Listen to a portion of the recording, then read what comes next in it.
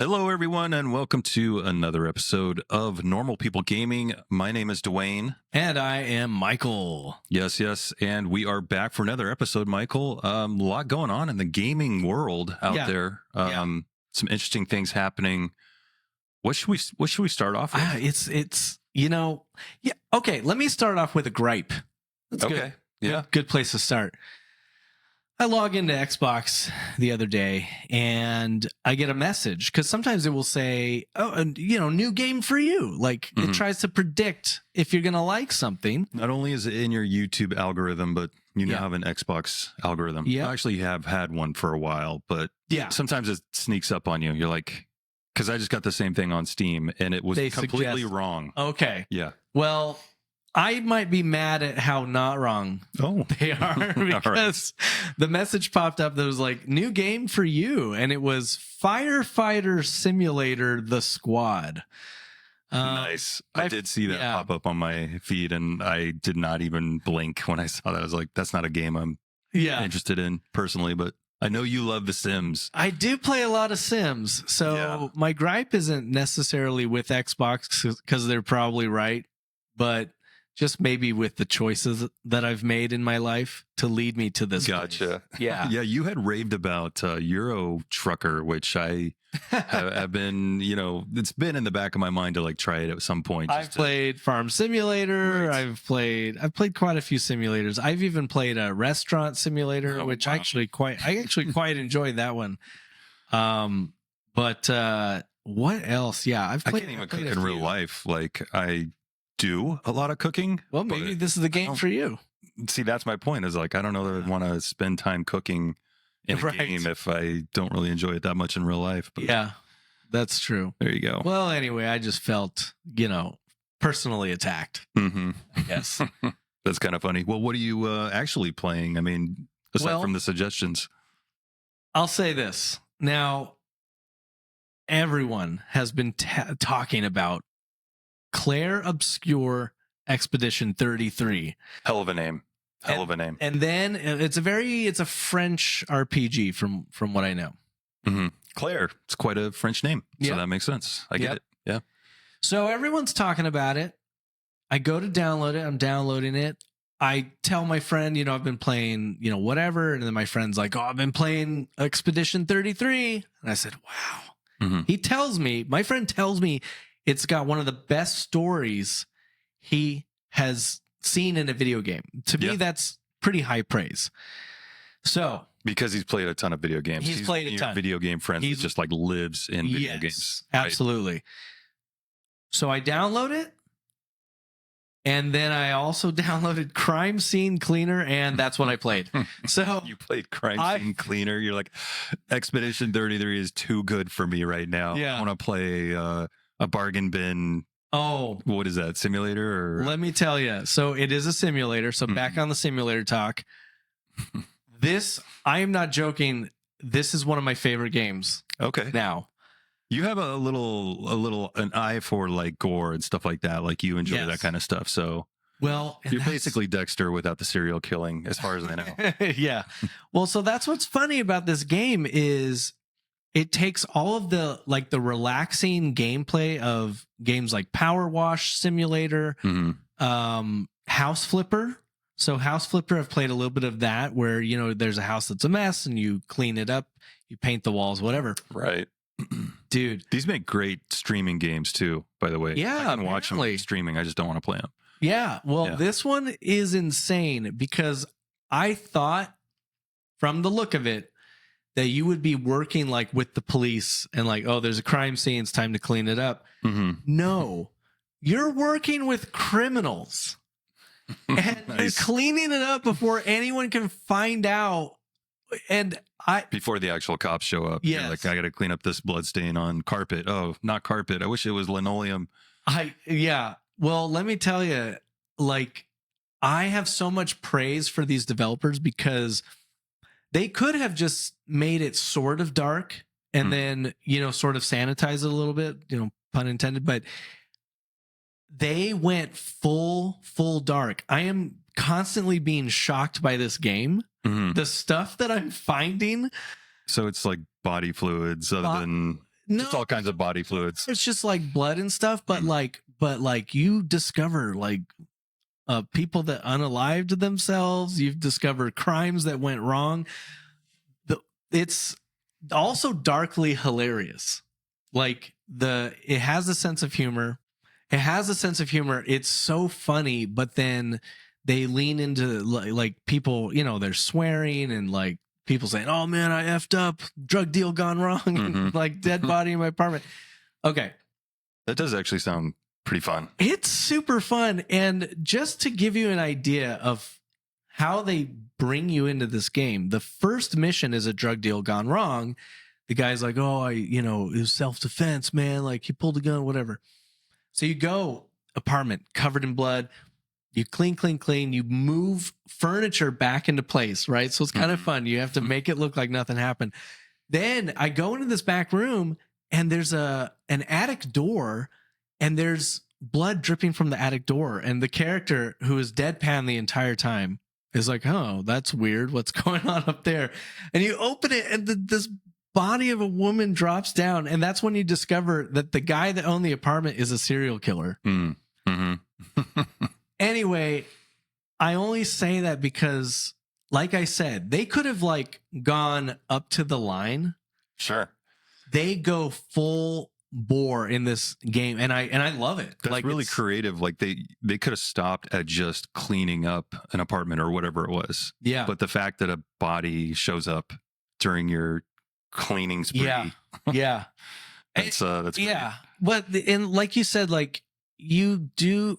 I'll say this, like to play the game, you have to be okay with like horror games in a way. Like you have to be okay with gore and stuff because dude, the stuff you find is insane. But one of those special like blue lights where you can see stains. Black light. Black light, yeah. Okay. Yes. So, it's great. The tool set is great. So you have the mop, you have your little sponge, you have a power washer. And what I'm finding is that you can upgrade any one of these. You get the Swiffer. Tools. Yeah, the Swiffer. For some light, like if there's like hair. You can upgrade any one of these tools and you can use them for anything. So this is what I like is you can use the mop on the wall and on rugs and floors, but I'm noticing it's best on floors and the sponge is best on walls. And that's nice because the tools actually do something like specific. And then when there's a rug or a cloth or curtains, I break out the power washer. Or if it's like there's blood on the ceiling, splattering blood everywhere with that power washer. There's so many little details I can tell you about that I love. Like number one, you have this bucket and you can put cleaner, and the cleaner makes everything work better. I was scrubbing and I backed up and I accidentally kicked the bucket over, and then there went all my water and cleaner. So that's cleaner that I wasted. So then you just have to refill the water. The cleaner bar is depleted. Yeah. It's so fun. And I got, before we started recording today, I got to the third level, which is a realtor that was trying to like get these people to move out by, he was using the smart home features to make them think the house was haunted.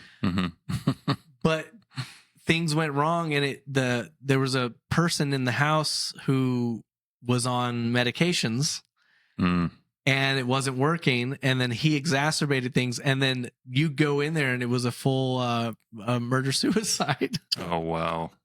And there's like a pentagram in blood on the floor, and you're just like, you're just mopping it up. It is insane. I don't know. I think it's my favorite game right now. Meanwhile, Expedition 33 is just rotting on your hard drive, like one of the greatest games of the last 6 months, probably. Yep. The trailer for that, by the way, was spectacular. I was amazed at the visuals, and it did feel very European and French. Yeah. Like it had this kind of like passionate, cutscenes with the characters. So, yep. Yeah, and I talked about being from the West Coast in one of our podcasts versus East Coast. There's a flavor that you can feel in games, but you can definitely feel European flavor in shooters, especially, but You know, in a game like especially French, right? Like French film and French art, like it's interesting. They sort of push the envelope, but in different ways as well. Like it's very interesting. They should have pushed the envelope on a different name. Claire Obscura Expedition. Claire Obscura Expedition 33. It's almost like what's the secret room at Disneyland? If you like, isn't that? It's like Club 27 or 33, maybe. I thought it was 33. I think you're right. I think it might be 33. No relation, but it's a good number. Whenever I see one of these games that has a name like that, and then it's like right now it's very successful, right? Like everyone's talking about it. I kind of just go, wow, good for you. Like, even though you chose a name that is not catchy at all, you're doing it. It's a success because the name is staying on the subconscious of gamers. Yeah. Right? Like, we know we may not remember the entire title, but most people are remembering Expedition 33. Yeah. And you're right. It's a huge success. So... Well, I think you should try it after you get through all 500 levels of what's it called? Crime Scene Cleaner? Crime Scene Cleaner. Yeah. Nice. Yeah. I don't know. I am excited to try it. I just boy, this game just they took everything I like about these other games and just were like, and it's gave gory. You a subject matter that's fun, right? Yeah. It's not just like power washing driveways to clean them up. It's actually kind of intriguing with the storylines and stuff. Yeah, I get it. I'll just like, I don't know. I think I kind of already said this, but I just praise any developer that takes a risk. I think it's very risky to make a game and dive into subject matter this dark, because there's got to be so many studios that they'll say, they're like, well, okay, we'll do that, but you're working with the authorities, and then it's like better. And I just love that it's sort of like what we talked about with Rockstar. I was just going to say that. These are creators that just said, I'm going to do what I want. And I don't care. Like, there's some pretty offensive stuff in this game. And I'm just like, wow, good for you. You weren't scared to go there. Yeah, I agree with you. I think when developers take a risk, it comes with a more interesting game. Yeah. Usually, like, stop following kind of the trends and doing something that's just not that exciting. The final thing that I'll say is, like, there's literally stuff in the game I'm not even mentioning right now on the podcast because I'm scared of getting you actually demonetized. Can't say it in public, the things that you're seeing in this game. It's like, I'll get in trouble. But if any of you join our Discord, if you're in our Discord, just hit me up and I'll tell you about some of the crazy stuff that's in it. Was it Point of No Return, which is the La Femme Nikita remake? Speaking of French films, there's a character in that called the Cleaner. Oh, yeah. He goes to clean up crime scene. Yeah. It reminds me of that because he's using liquids and he's cleaning. Yes. But actually, it's funny you said that because my son is 15 and he saw me playing. He's just, by the way, my son is laughing like at the absurdity of this game. And he even said, he's like, wow, it's like your Mike Ehrmantraut from Breaking Bad, right? Going to clean up, disposing the bodies. He was the fixer guy. Yep, cleaning up after all the big messes. Oh, I've got some funny clips too, because in the first mission you're in an apartment and it's like 3 floors up, and you can go out on the fire escape and your truck is like down 3 floors down. And I aimed, the first body didn't make it, but then the second one, you can throw like anything. I chucked the body down and made it into my truck, and it makes this little bloop bloop bling, like almost like you're playing Mario and you just got to power up. Very twisted, very satisfying, and very twisted. Yep. Yeah, I mean that's like Breaking Bad when they soak through the acid through the bathtub and the body parts just come through the ceiling. Through the ceiling, yeah. I was thinking that's where you were going. Like, you're on the 3rd floor and like the 2nd floor is like dripping blood from the ceiling. You know, I will say so far I've only seen bodies intact. I don't know how far this game's gonna go. I'm excited to see. Just wait till level 3. Oh, you're on 3. Wait till level 4. Yeah. Yeah. Well, what have you been trying lately? I downloaded Doom, The Dark Ages, because it was on Game Pass, and I have the Xbox app on my computer. Yep. I have not had a chance to play it yet. I've seen clips from our friends in Discord. Amazing stuff. Looks absolutely awesome. I'm not, a huge Doom first-person shooter kind of person anymore. Yeah. I mean, back in the day, I needed to get the SLI set up, 2 graphics cards, and you could link them to get the extra power. They sold a lot of graphics cards that way because Unreal, needed the extra power to run. But so part of it was, I think, the allure of building a PC or like upgrading your PC. Yes. Yeah. For my generation, our parents were like into cars, and then my generation was like into building PCs. Yep. And, we're actually going to get into that as a topic a little bit later after we do that. I do want to say that I also downloaded Balatro. You have been raving about that game. Yes. Haven't had a chance to try it yet, but that'll be like I'll do the same thing as you did. You have the cleaning game and like the big AAA title. Right. So Doom is just going to sit on my hard drive, and I'm going to play Balatro. And it's so funny because Balatro is one of those games that I heard everyone's like raving about it. And when I first started, I was like, what is this game? Like, I was like, I don't understand it. I don't know how it works. And also I don't get what's so special about it. And then 3 months later, you're like, oh my God, I can't stop playing Balatro. Every night you're logging on. Pretty much. Balatro. Pretty much. Just for that one song. I mean, yep. It's an amazing song. But yeah. Now, Cat Quest was on sale. You told me. Yes. I had made fun of you because I know. But you thought that I played it, but I never have. Right. Yeah. When we were prepping for this episode, like you had a game that you wanted to talk about, which was the cleaning game. Right. Yeah. Okay. Yeah. And I was like, just so everyone knows, I did not tell Dwayne about Crime Scene Cleaner. I just said, there's a game that I've been playing. I can't wait to talk about it. But you did not know. I thought it was Cat Quest 3. You're like, I know what you're playing. But I saw that it was on sale on Steam, and I hovered over that buy button for a solid minute. I was like, you know what? I'm going to check the gameplay. You're like, if Michael's not going to play it, then I will. I was like, it might be kind of fun and, looked cutesy or whatever and chill. So, spoiler, I did not buy it. Because after watching some gameplay, I was like, it's not really my style of gameplay. Yeah. It was one of those like impulse things where the price, you could get Cat Quest 1, 2, and 3 for whatever it was, like $9.99 or something. So I was like, I'll just buy it and play it. But no, I held off. Those collections, they almost get me too. Yeah.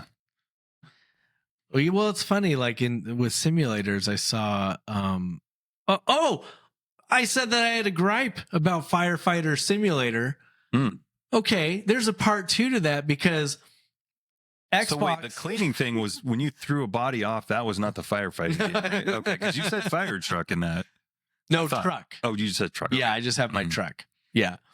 No, so yeah, no. This looks like a rated E for everyone, or maybe like T, but it's like oh, firefighters. It's like really.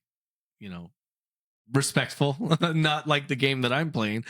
But my part 2 of the gripe is that I open my Xbox, it pops up with the message, you might like this.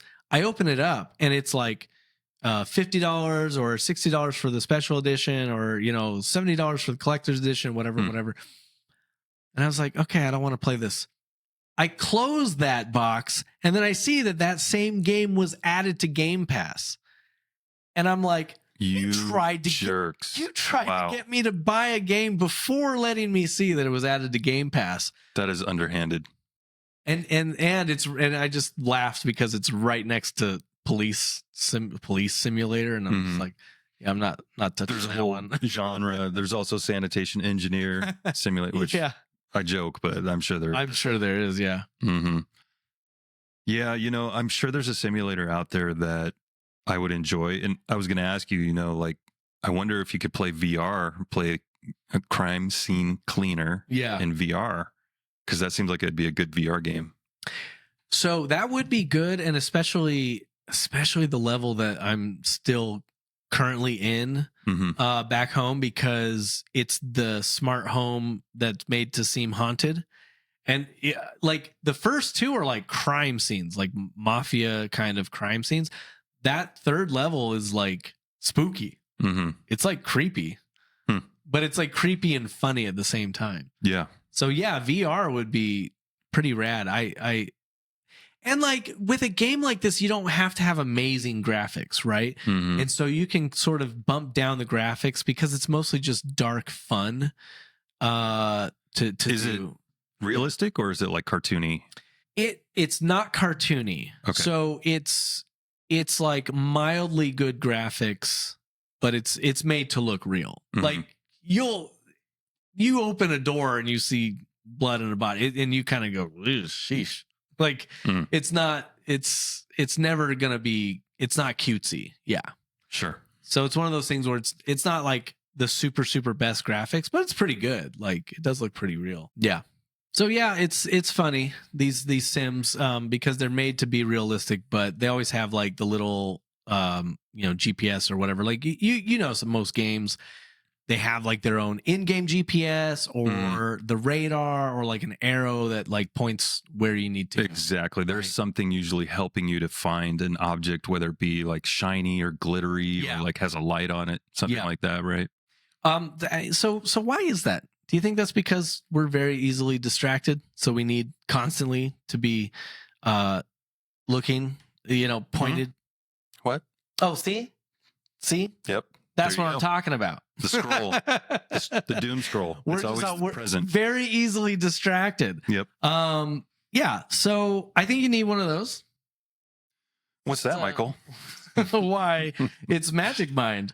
Yes, it is. So yeah, you remember Magic Mind, right? I do. Magic Mind is what is it? Mental performance shot. Mental performance shot. Right.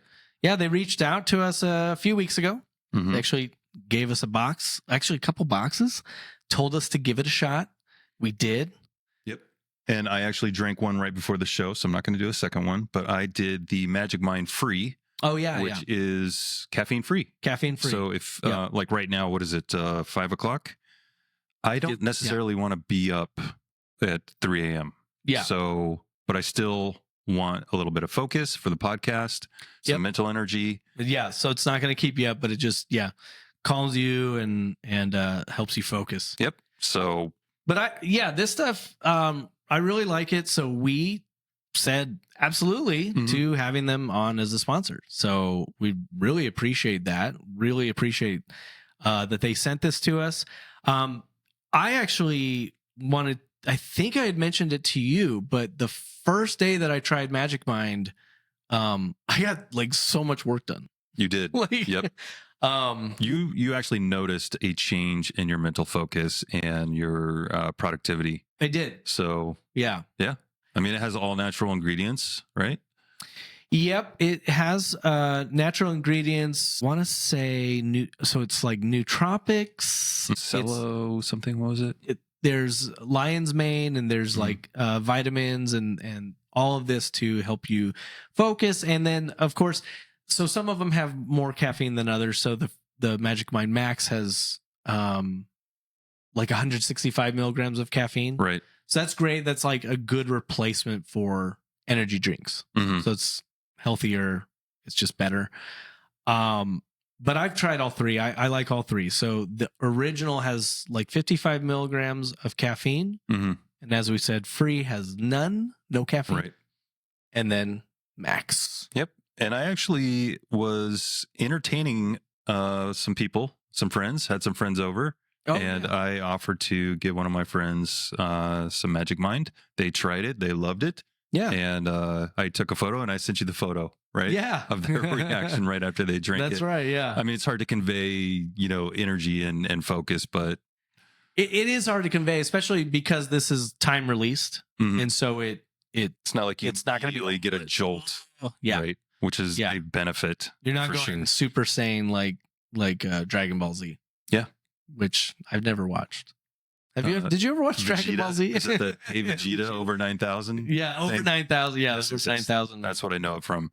So when I drink Magic Mind Max, that's when I'm over 9,000. There you go. Over 9,000. But yeah, no crash, no jitters, just steady energy. And time release caffeine. So it's really great for anyone that needs to focus. Which is probably most people. I agree. So yeah, we have a code, do we not? We do. We do have a code. So right now, because they're launching Magic Mind Max and Magic Mind Free, they're doing a launch promo. It's a limited time. We have a code, normal60. Yep. For normal people. That's right. Right here, normal. Add 60 on the end, you get 60% off the subscription, right? And then I also noticed when I went to the link yesterday, if you don't want to do the subscription, you get a 20% discount. So that's what I noticed. Just want to try one. And also there's a money back guarantee. So, they do. Yep. They have a money back guarantee. If you don't like it, full refund. So try it. I think you'll dig it. Do you know who probably has a magical mind himself? Who would that be? A gentleman by the name of Randy Pitchford, which a lot of people actually know that name. Yep. He is what one of the developers of Borderlands 4. I believe. He's like the lead creator of he's Borderlands, and he's one of the big bosses of Borderlands. Big boss. Well, he was in a little bit of a controversy the last couple days here. Again. He's been you're familiar with his past work? Him and Mike Ibarra. So we were able to work in Mike Ibarra again. Randy Pitchford. Yeah, no, he's one of my favorites for just making people mad. Interesting. I read what he said. Well, let's set it up, right? Yeah. People were talking about Borderlands 4, and I think the interviewer said this game, right? He said this game better not be $80, something like that. I think a fan reached out to him on Twitter. If is that if I remember? But the point is that somebody did ask him if it was going to be $80. Yes. And his response was, it's not in my control. So he shifted the blame. That's a fair response. Yeah, it's a fair response. But he also said B. Let me bring it up here. Yeah, because word for word, it's just wonderful. Well, Randy Pitchford said, if you're a real fan. Ooh, real fan. Huh? Yeah. So wait, that's a logical fallacy, right? Is the no true Scotsman fallacy? Yeah. You got to be a real fan. There you go. Yeah. In talking about paying $80 for Borderlands 4, he said, if you're a real fan, you'll find a way to make it happen. This is a bootstrap argument, kind of like it's funny because like a lot of things that we talk about, it comes off as such an a-hole thing to say. But at the same time, if you think about it, he's not wrong. He's not wrong at all, in my opinion, because he made the analogy of Starflight, which no one but people my age and Randy's age know what Starflight is. It cost I think he said it was $80 back in 1991. And we had talked about this before. This is what you were saying. Right. So games have been expensive. Certain games have been expensive going back. Absolutely. And he said that he had a minimum wage job and he went out and he earned the money and then he bought Starflight because he really wanted to play it. Yeah. So he said, if I could have done that, then you certainly, if you really want to play this game, if you're a true fan, then go out there and get it done. Make it happen, basically, is what he said, right? Make it happen. Here's the thing. What he said and how it hits people, and this is why they say that there's backlash, which in today's age, backlash usually just means a few people on social media are crying about some comment, except Steam, and gets a lot of likes, and then that suddenly there's a huge backlash. Meanwhile, it's just a few people don't want to pay $80, so they like that comment. Yeah. Right. But when I read that he said this, it did remind me of the controversy of, I want to say it was the PlayStation 3. They announced it was going to be $600 at the time. At the time, consoles were anywhere from $400, maybe $500. Yeah, it was like $300 to $500. $450, somewhere in there, plus tax. You were out for $500. So $600 was pretty crazy for a console back then. And what one of the executives said, our console is so good that players will get a second job to cover the cost. And see, now that comment's worse than this. That's way worse. Yeah. It just was reminiscent of, they'll figure out a way to pay for it. Mm-hmm. And yeah, no, that comment was way worse. But at the same time, okay, back to Randy Pitchford. I just think it's going to be pitchforks, all the pitchforks that show up to. my first response is I just go, yeah, well, I guess I'm not a real fan. And truth be told, I'm not. There's not many fans left after that. That was one of those movies, it's like the movie Cats, where yeah, I see clips of it on YouTube, mm-hmm. and I'm like, no, this is like a fan edit. No, that's actually a scene from the movie. I saw stuff from Borderlands, and I was just, it's embarrassing. I'm embarrassing for the actors. But Borderlands, people love Borderlands. Mm-hmm. I couldn't get into it. On paper, it's something that I should love, but I just couldn't get into it. But yeah, today, okay. We were talking in our Discord about game prices and how a lot of us will wait for a sale. So like the way I buy games, it's like $15, $15. Oh, this is on sale for $10. This is on sale for $20. And then a game I really like at launch and I buy the collector's edition, $300. So like that's where I go. Randy Pitchford is not wrong, because if I'm buying a bunch of games on sale, but then if I love Borderlands and I can't wait for Borderlands, yes, I'll pay like $80. Your gaming budget evens out. Like the game you really, really want, you're going to spend the money on. Absolutely. You'll get some other games on sale when they drop down in price. Absolutely. So yeah, I don't know. I was expecting to, it's Randy, and he rubs some people the wrong way. Sometimes. Yeah, he rubs. Look, I don't think it's a big deal to comment like, I think relax. He's right.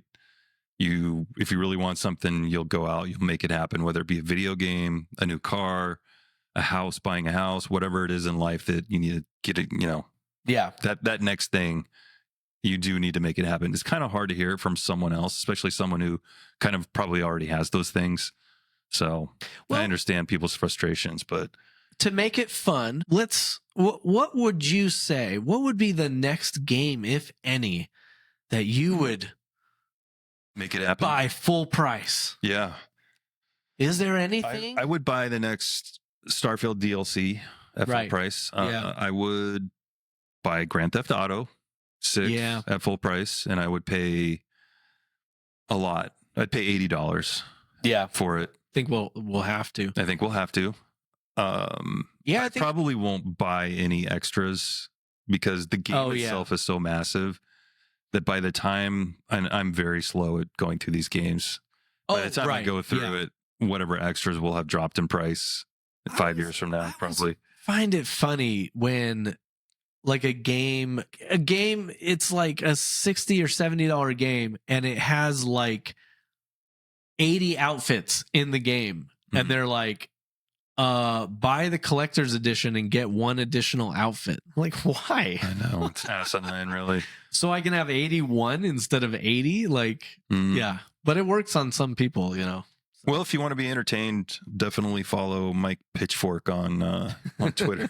Maybe you'll get some more stunningly, lacerating comments. Yeah. That's worth things. It. So one of our friends in the Discord, the Rizzler, who's that? The Rizzler, just kidding. I know who he is. Participant, posted that one of the artists for Final Fantasy VII stated that throughout the game, Sephiroth's sword shortens and lengthens as needed. Oh, okay. Interesting. So that's handy. The Rizzler made an innuendo, I believe, which was of course funny. Mm-hmm.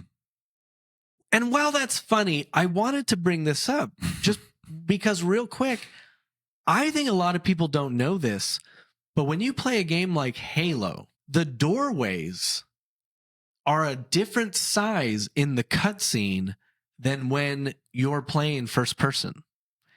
Did you know this? No. I was reading that. You're talking about the original Halo on Xbox? I'm talking about original Halo and most first person shooters.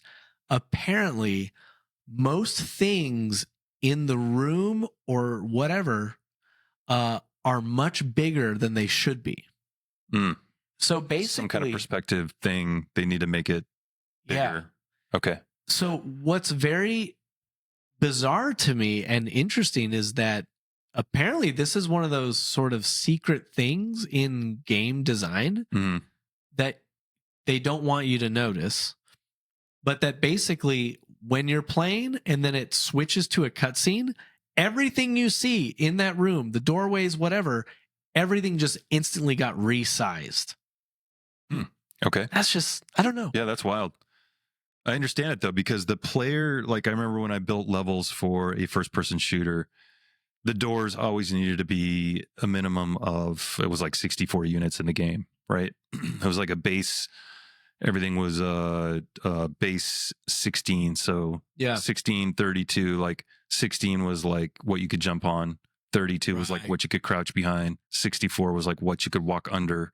Okay. And then the cutscenes, so I don't recall resizing, but I don't know if they did or not. But that's interesting. Yeah. I just found that fascinating. Yeah, no, I mean, look, we've been resizing swords in real time since Lion-O and Thundercats, right? Remember, he had a small sword. And I just saw a movie last night with my daughter, Percy Jackson, the second one. Right. He's got a sword that lengthens in that movie. Wow. Okay. Yeah. Some kind of weird fantasy. Wow. So this is this is an idea that people have. Something can come from nothing. Like I always wonder, like that bugged me about Transformers. It's like, or like the Iron Man suit that, things just appear. Yeah, like this mask. Like where was that mask before? Like that breaks rules of the universe in my mind. But they seem to bother that too many other people. Yeah, they sort of fix it with, I guess, nanobots or some BS, right? Yeah, it's nanomachines. It's still though, where's it? There's still some kind of mass has to be created, like a box or something. Yeah, I know. That's what's cool about Terminator 2 is like, I think is like he would lose mass and then the mass would like come back to him. Yeah. Yeah. Well, and they did that when Iron Man is fighting Thanos. He has to, you can see parts of his suit are leaving parts of his body so that he can make a shield. So they end up doing that. To account for that. And they sort of make it a cool like flaw or difficulty that he has. But I agree that, in the beginning, he's just walking around in his hoodie and like taps his chest and then the whole suit comes out. Kind of like, yeah. That's crazy. It's a baggy hoodie, I guess. Yeah, it weighs 250 pounds too, right? Yeah. Well, Michael, I'm downloading. Actually, it's already downloaded. Doom, the new Doom, and that made me think about something I've been seeing lately, which is a term: boomer shooters. Have you heard this term? Yeah. And so I mean, it's kind of self-explanatory. It's just an old school first-person shooter, but I wanted to dive into it a little bit further and kind of discuss some things. I found an interesting thread on Reddit from Dat Potato. Is the username. Basically, they're outlining what defines a boomer shooter. Right, and actually, and so I'm excited for you to get into that because my first thought was, oh, the boomer shooter just used to be the shooter. But because all games have gone through so many evolutions over the years, I get how you would want to revert back to that. And now it's its own genre. So please continue. Yeah. What makes it a boomer shooter? Well, I find it funny because my dad was a boomer, like a literal boomer. Right. And there's no way on earth he would have played. So the name is kind of a misnomer a bit. Well, I mean, I get where it's coming from because it's like an insult for just anyone who's an old head or like an uncle or even my friends, like we're older millennials, we call each other boomers. Right. So yeah. Right. It's just a general insult for being out of touch technologically speaking, most likely. So clearly I'm a boomer on that part, but yeah, I think so Dat Potato says FPS design changed drastically after the end of the 90s with the rise of console gaming, more mainstream appeal, and military stuff being in vogue. Shooters started to become more realistic, grounded, slower paced, more focused on cinematics, and accessible. Taking cover. Yeah. Boomer shooters don't have a strict agreed upon definition, and not all these traits are required for a game to be one, but what sets them apart, and he has a list of 10. We're not going to read all 10, but I think some of them are important to shout out. So number 1, fast movement speed. When I think of Doom, it was the first one.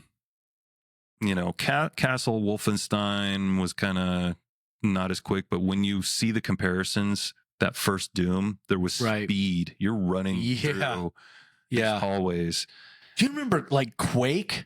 And Quake especially. Quake was so fast. Quake was insane. Yeah. Absolutely was. And he says that the fast movement speed relates to combat, more focus on dodging projectiles, evading, melee, and less focus on just constantly taking cover from hit scan enemies. I actually don't know what hit scan enemies are. Hit scan? Hit scan? Yeah. Does that literally mean like... Yeah. Usually tell us in the comments. Please, because I don't know. It always surprises me when there's a gaming term that I don't know. I would love to be educated.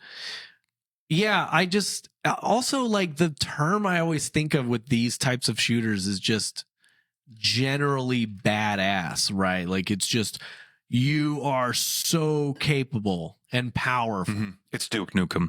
Yeah. I'm going to rip off your head and down your throat. I'm all out of bubble gum.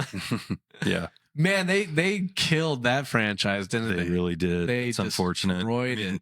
Kind of was a perfect storm of like the whole era that we were in socially, along with just terrible execution. It was just in development for so long. Oh yeah, development hell. It was over a decade or something crazy like it was something insane. I don't know. These developers, sometimes they get in their head and it's like, oh, it has to be amazing. And I get that like expectations are high, but man, when the game's in development for that long, it's not good.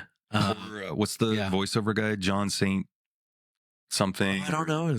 I follow him on TikTok, and he probably was mad that it took that long to get that game out and that it bombed because that was his whole career.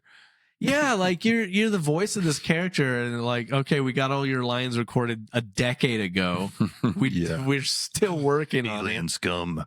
You know what? I feel like there's certain things like TV shows, like people from The Office, even Steve Carell say like, oh yeah, we couldn't make The Office today.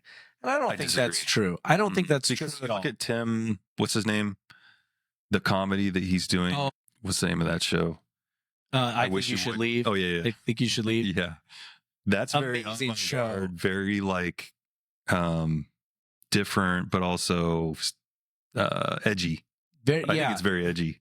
It's very edgy. It's surreal, and I love that show. I didn't think I would like it. Because trailers always like to show you the craziest stuff. So when I saw the trailer for that show, I was like, oh, it's a bunch of people yelling. Like it doesn't look fun. Yeah. And then when I actually watched it, I was like, this show is amazing. I feel like you're here just for the zip line. I don't want the haunted house. I don't want anyone to have the worst day of their job. Just amazing. I love that show. But like, I know that there are people that would say, oh, there's just no way to make Duke Nukem today. Wrong. No, I don't think so. I think you could. Whether it's tongue in cheek or you could like more today than ever, actually. I think, I think absolutely you could. And like, I don't know. That could be a whole other conversation because I think there's a lot of nuance that we could go into. But don't let your dreams be dream. Dreams. Shia LaBeouf said it. Yeah. Go for it. And he said it well. Some of the other items are accurate hip-fire shooting, no need to aim down sights, no need to reload weapons, constantly shooting. And these aren't like strict rules like they said. Yeah. But I like this one here. Carry your entire arsenal of weapons at once, each bound to a specific number key instead of the 2-weapon limit most modern shooters have. Yeah. That definitely is boomer shooter, because you can have like 1 through 7. You're like, oh, okay, I want 7 is my shotgun, and 1 is my knife, and 2 is my handgun. 6 is a chainsaw. Mm-hmm. So, yeah, I think it's great. I anytime we can lean into a genre and just there's always an audience for it. Mm-hmm. And not every game has to be everything for everyone. As we get more specific, like I think we were talking about a genre that didn't exist 5 years ago. I forget what genre it was, but I think it was Battle Royale that we were talking about. Maybe it's been 10 years now, but it's been a while now. But diverged. It's sort of, and the original is Castle Wolfenstein, and then Doom, and then Quake, and then Unreal, and then Call of Duty. They started to diverge and create these new subgenres within like first-person shooters or shooters in general. So again, it's a good thing, and it creates more of a cornucopia of games that you can pick from. Yeah. And so I can play that and then immediately go to my coffee shop simulator and start selling coffee to people. They should have Magic Mind in your coffee shop then. That's right. Take that over a cup of coffee. Well, we do want to say thank you to some comments that we got and shout you out just real quick. What comment did you see? We got a comment from LV or L Vixation. This is on the episode that we talked about jiggle physics in Grand Theft Auto 6. Yes. And just jiggle physics in general. And, which, by the way, we talked about it, and then after our podcast episode, we started to see a lot of social media posts talking about jiggle physics. Yeah, it was crazy. But they said, finally got a recommendation on my homepage for this. Awesome. Yeah. That's good. Also, people often forget about Cyberpunk Modded has insane skin textures and lighting on my 4070 Super. What was that in regard to? We might have been talking about the look of some games, and I think we were talking about realistic lighting in Rockstar games, like Rockstar. Right.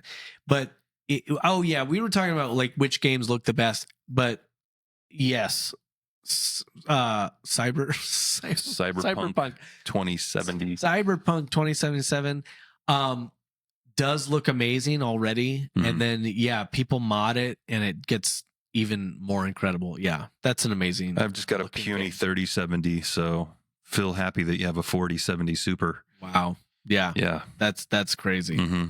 We also got a comment from Awkward Monster saying, I also hate the lockpicking in Oblivion. You can visit the Shrine of Nocturnal, and after completing her quest, she'll give you a pretty nifty Daedric artifact ... I'm there. That's all the information I need. Awkward Monster is definitely leading us to a path of not lockpicking, and that's a path I want to go down. And I like that a lot. Yep. So I appreciate that comment. I am definitely going to be looking up the Shrine of Nocturnal and going there as soon as I can. Speaking of comments, we get a lot of comments from our legendary Patreon supporters, and I would like to shout them out. Our legendary Patreon subscribers are The Great Serpent, Bergenstock, Kittlehara, Cherry Bomb RN, and Zegra Rocks. And we also have a number of other Patreon subscribers that are supporting the show and getting all of these episodes ad-free and early. So if that is of interest to you, click on the link in the description. Thanks a lot. And I bet some of those Patreon supporters have swords that lengthen as needed. As needed, yes. Probably. And just like Final Fantasy VI. That's right. Yeah. And speaking of links, don't forget to click the link in the description if you want to try Magic Mind. Use our code normal60 and get 60% off the subscription or 20% off just trying it out.